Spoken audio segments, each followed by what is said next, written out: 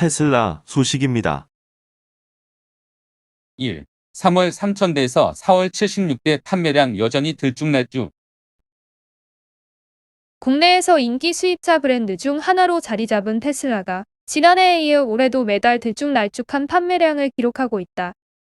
7일 카이즈 데이터 연구소에 따르면 전기차 보조금이 지급되지 않았던 올해 1월과 2월 테슬라의 신규 등록 대수는 각각 18대와 20대에 그쳤지만 3월에는 보조금 지급이 시작되면서 3,194대까지 늘어났다.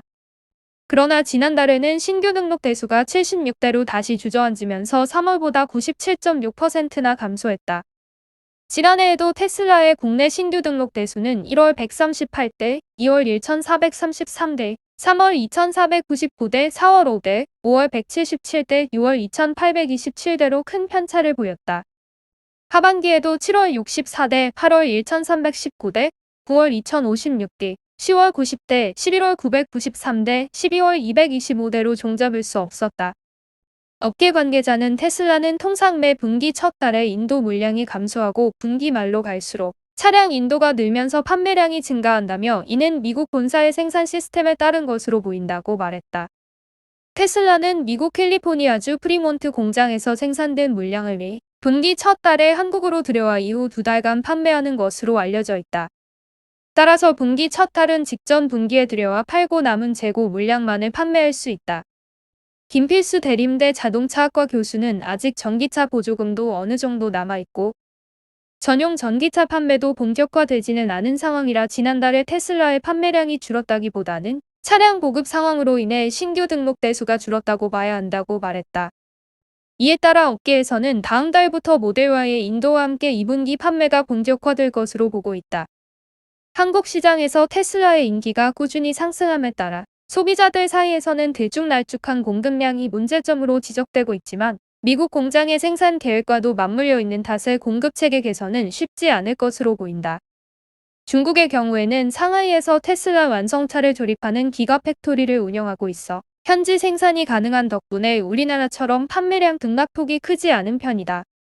시장조사업체 EV세일즈에 따르면 테슬라 모델 3의 중국 판매량은 올해 1월 13,843대, 2월 13,688대, 3월 25,327대로 꾸준히 1만 대 이상의 판매를 유지했다. 지난해 중국 판매량은 연초에 신종 코로나 바이러스 감염증 영향으로 1만 대선 아래로 감소했지만 5월에 11,468대를 판매하며 회복한 이후 6월 15,023대, 7월 11,575대, 8월 11,811대, 9월 11,329대, 10월 12,143대, 11월 21,606대, 12월 23,804대로 1만 대 이상의 판매를 지속했다. 업계에서는 미국에서 수입하는 물량만으로 한국 판매량을 감당하기 어려워질 경우에는 중국에서 생산되는 차량을 국내로 들여올 가능성도 있다고 보고 있다. 이항구 연구위원은 테슬라는 1분기에 18만 대 이상의 글로벌 판매량을 기록한 데다 차량용 반도체 수급난으로 생산 차질도 겪고 있어 물량이 부족한 상황일 것이라며 한국이 물량 배정에서 밀리는 측면도 있다고 말했다. 애플 소식입니다. 1. 카 인포테인먼트 시장 커지자 구글 애플 또 격돌. 바퀴 달린 스마트폰으로 불리는 미래자동차 개발 경쟁에서 핵심으로 꼽히는 차량용 인포테인먼트 시스템 분야를 놓고 정보기술 기업들의 경쟁이 가열되고 있다. 향후 운전자에게 정보와 엔터테인먼트 경험을 제공하는 커넥티드카 시장의 향방을 좌우하는 것은 물론이고 차량용 운영체제 시장을 장악하는 발판을 놓을 수 있어서다. 6일 업계에 따르면 차량용 인포테인먼트 분야에서 주목받는 글로벌 빅테크 기업은 구글과 애플이다. 구글은 안드로이드 오토, 애플은 카플레이라는 프로그램을 통해 이용자들이 보유한 스마트폰을 자동차와 연동시키는 기술을 제공하고 있다. 스마트폰에서 해당 프로그램을 실행하고 이를 지원하는 차량과 유무선으로 연동시키는 것이다. 이용자들은 자신이 이용하던 스마트폰 애플리케이션을 자동차에 내장된 화면을 통해 사용할 수 있다. 국내외 자동차 제조사들도 이 시장을 빼앗기지 않기 위해 자체 인포테인먼트 시스템 개발에 진력하고 있다. 하지만 이용자들은 자동차에 기본으로 탑재된 앱보다 자신의 스마트폰에서 익숙하게 쓰던 앱을 사용하려는 성향이 강해 결국 빅테크 기업들이 시장을 장악할 것이라는 전망이 우세하다. IT 업계 관계자는 운전자들은 차량에 탑재된 내비게이션보다 스마트폰의 팀앱, 카카오 앱이 네이버 지도 등을 더 많이 쓴다며 소비자가 어떤 스마트폰을 쓰느냐가 곧 차량용 인포테인먼트를 결정한다는 뜻이라고 분석했다. 구글은 자율주행 분야 세계 최고의 기술을 보유한 웨이모와 함께 자동차를 스마트폰처럼 이용할 수 있는 환경을 구축하는 데 주력하고 있다. 애플 역시 자체 개발한 차량용 OS와 소프트웨어를 통해 자동차의 콘텐츠 플랫폼을 이식하려는 계획을 갖고 있다. 이에 대해 국내 IT 업계 일각에서는 앱마켓처럼 차량용 OS도 구글과 애플 위주로 가는 것이 아니냐는 우려가 나오고 있다. 구글이 차량용 인포테인먼트에 대한 접근성을 제한하고 있다는 지적도 나온다. 6일 IT 업계에 따르면 구글은 자사 앱마켓인 구글 플레이를 통해 다운로드된 앱에 대해서만 안드로이드 오토를 실행하도록 하고 있다. 원스토어 등 국내 토종 앱마켓에서 다운로드된 내비게이션, 음악 감상, 주차장 정보 관련 앱이 안드로이드 오토를 통해 실행되지 못하게 막아둔 것이다. IT 업계에서는 국내 앱마켓에서 구글이 영향력을 강화하기 위한 조치라는 해석이 나온다. 업계 관계자는 구글이 커넥티드카 시장을 일종의 플랫폼으로 바라보고 향후 주도권을 계속 쥐고 가려는 의도라고 했다. 구글은 이 같은 조치의 배경에 대해 답변을 내놓지 않았다. 국회에서는 전기통신 사업자의 공정한 경쟁을 방해하지 못하도록 규정한 현행법 위반 가능성을 거론하고 있다. 과학기술정보방송통신위원회 양정숙 의원실 관계자는 방송통신위원회에 실태 조사를 요청할 것이라고 밝혔다. 마이크로소프트 소식입니다. 1. 의료진의 AI 솔루션 제공. 한국 마이크로소프트 지헬스 맞손. 한국 마이크로소프트와 GL스케어 코리아는 국내 헬스케어 디지털 인프라 구축 사업을 위해 파트너십을 체결했다고 4일 밝혔다. 양사는 인공지능 디지털 헬스케어 솔루션과 인프라를 공급해 의료진의 환자 진료와 치료를 도울 계획이다. 한국 마이크로소프트는 클라우드 애저와 혼합 현실 디바이스 홀로렌즈의 화상회의 서비스 팀즈, 윈도우 버추얼 데스크탑 등과 같은 디지털 솔루션과 인프라, 관련 기술을 제공한다. GL스케어는 감염중증 응급환자 데이터 통합 원격 모니터링 솔루션인 뮤럴과 의료진을 위한 엣지 컴퓨팅 기술 에디슨 헬스링크, 병원 효율성을 위해 미션 관제센터 역할을 하는 커맨드 센터 등 AI와 디지털 헬스케어 솔루션을 지원한다.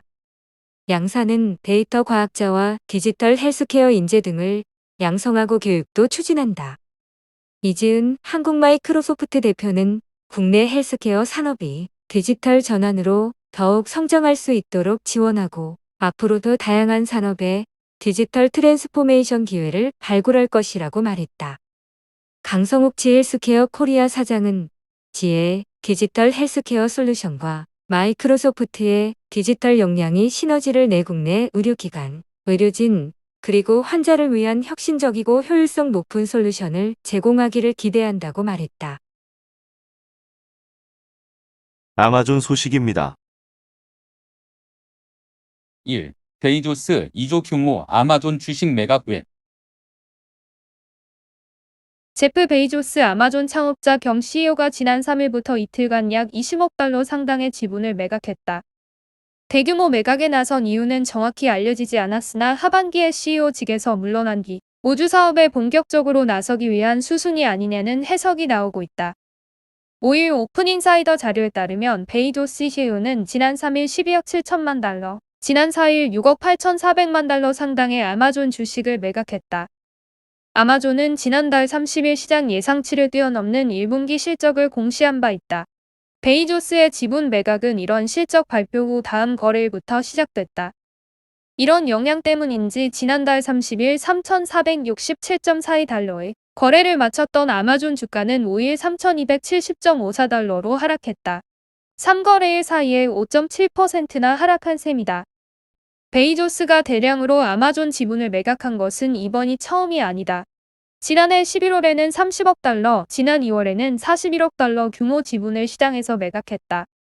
베이조스는 매년 약 10억 달러의 아마존 주식을 매각해 우주 사업을 하는 블루 오리진에 투자하겠다고 밝혀왔다. 지난 2월 CEO에서 물러날 계획을 밝힌 베이조스는 스스로 이제 나이 다른 열정에 쏟을 시간과 에너지가 생길 것이라고 말했다. 일론 머스크 테슬라 CEO의 스페이스X와 경쟁에서 다소 열세 있는 베이조스가 치열한 추격전을 시작한 것으로 보인다. 블루 오리진은 오는 7월 20일 첫 민간인 우주 관광을 시작하겠다고 5살 발표했다. 블루 오리진이 추진하는 중궤도 우주 관광은 우주 경계선으로 불리는 고도 100km의 카르만 라인까지 올라가 몇 분간 무중력 체험을 하고 지구로 돌아오는 일정이다. 블루 오리진은 첫 관광에 참가할 첫 탑승객 1명을 온라인 경매로 선발할 예정이다. 7월 21일 디데이로 정한 것은 이날이 52년 전인 1969년 아폴로 11호 우주선이 달에 착륙한 날이기 때문이다. 블루 오리진은 2024년까지 달에 가겠다는 블루문 프로젝트를 준비 중이다. CNBC는 베이조스의 이 같은 행보가 3분기에 아마존 CEO에서 물러나기 위한 작업할 속도를 내고 있는 것으로 평가했다. 쿠팡 소식입니다. 1. 지난달 쿠팡에서 2.7조 원 썼다. 사용자 수 금액 역대 최대. 지난달 쿠팡 앱 사용자 수와 이들이 쿠팡에서 결제한 금액이 모두 역대 최대치를 기록했다. 6일 앱 리테일 분석 서비스 YG앱 YG리테일에 따르면 쿠팡의 지난 4월 결제 추정 금액은 2조 7천억 원으로 역대 최대를 기록한 것으로 나타났다. 쿠팡에서는 지난 4월 한 달 동안 1,863만 명이 1인당 평균 14만 4,510원을 결제했다. 이 기간 재구매율은 78%로 국내 주요 온라인 쇼핑몰 중 가장 높았다. 쿠팡의 1분기 결제 추정 금액은 7조 7천억 원으로 지난해 1분기 5조 원 대비 54% 증가했다. 지난해 4분기와 비교해도 18% 오른 수치다.